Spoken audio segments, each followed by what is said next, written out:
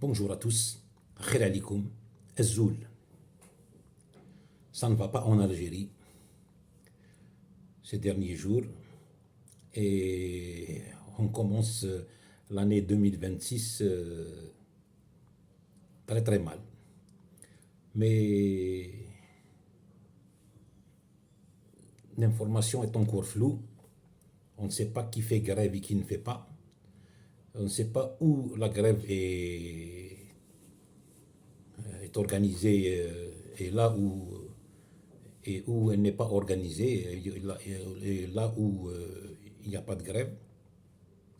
On sait que les chauffeurs routiers, les chauffeurs de semi-remorques et de gros camions sont en colère et ils ont décidé de ne plus travailler.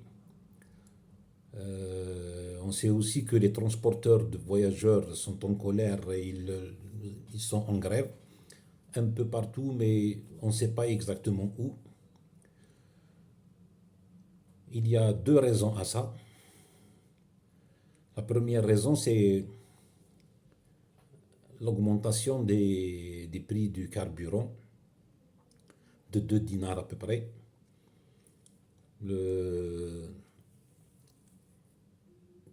Il faut signaler que cette augmentation du prix de l'essence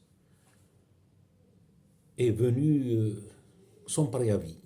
Le 1er janvier, les automobilistes ont été surpris par l'augmentation, par la hausse des prix à la pompe.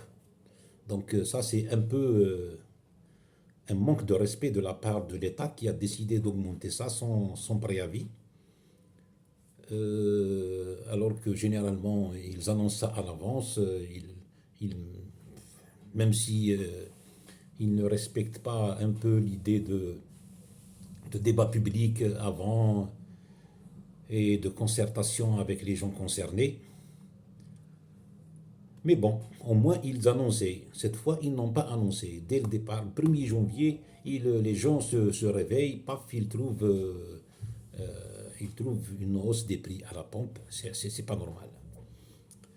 La deuxième raison de ce chamboulement, de ce embrouillamini, c'est une loi, un projet de loi adopté par l'Assemblée nationale, donc par les députés, et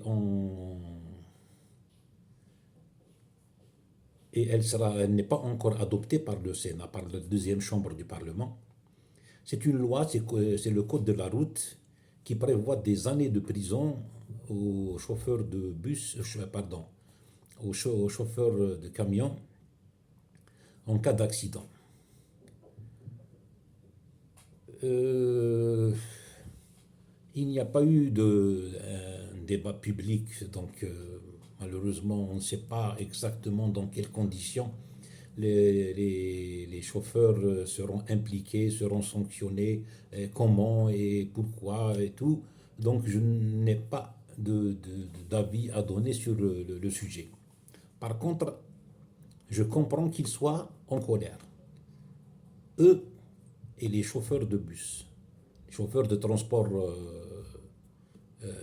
public de voyageurs. Ça veut dire les fourgons, les transporteurs, donc les bus, les taxis, et les chauffeurs routiers, bien sûr.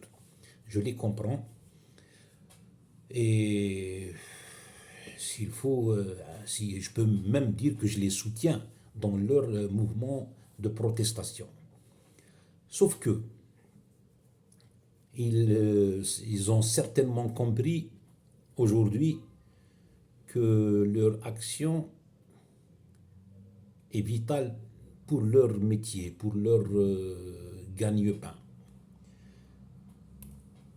Et ils comprennent aussi que sans organisation véritable de leur corporation, le pouvoir, ou on va dire dans ce cas-là, on dira les autorités, l'État continuera à faire ce qu'il voudra sur leur dos et à leur détriment. Ça veut dire quoi? Ça veut dire que si l'État a osé prendre de telles décisions? C'est parce que les gens concernés ne sont pas organisés. Ils ne sont pas une force de proposition et de protestation. Ce n'est pas une force d'opposition et de proposition. Les transporteurs donc doivent comprendre aujourd'hui, grâce à cette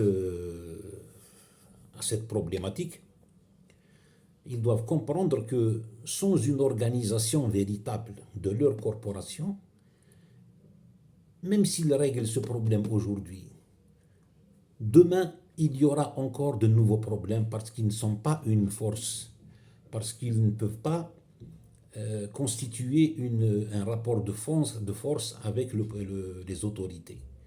Donc, ce que je considère, ce que je crois, c'est que à quelque chose malheureux, bon, ces deux décisions des autorités doivent les amener à s'organiser en organisation syndicale ou organisation professionnelle et à se concerter régulièrement et de façon permanente.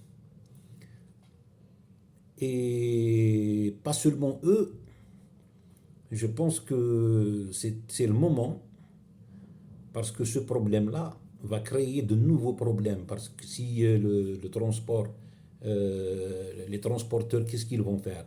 Soit ils vont avoir une baisse de... comment on appelle ça? Ils ne vont pas avoir, avec leur action, qu'est-ce qu'ils vont avoir? Ils vont avoir une augmentation des prix de place. Donc, le transport sera augmenté. C'est logique parce que le carburant a augmenté. Le prix du carburant a augmenté. Donc, qu'est-ce qu'il va se passer?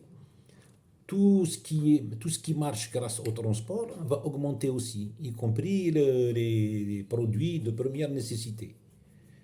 Ça veut dire quoi? Ça veut dire que les augmentations de salaire décidées par l'État cette année vont être bouffées en une fraction de seconde, en une journée. Voilà. Donc, ce qu'il faut finalement, c'est que toutes les corporations doivent se remobiliser pour s'organiser en structure et en finir avec la société civile inféodée au pouvoir, qui ne sert à rien du tout en réalité. Il sert juste à mettre des gens en avant et en prévision de quelques privilèges indus et non mérités. Voilà, je pense que j'ai tout dit aujourd'hui. Je pourrais peut-être revenir sur le sujet dans quelques jours avec l'évolution des choses. Merci de m'avoir écouté. N'oubliez pas de vous abonner à ma chaîne YouTube et prenez soin de vous.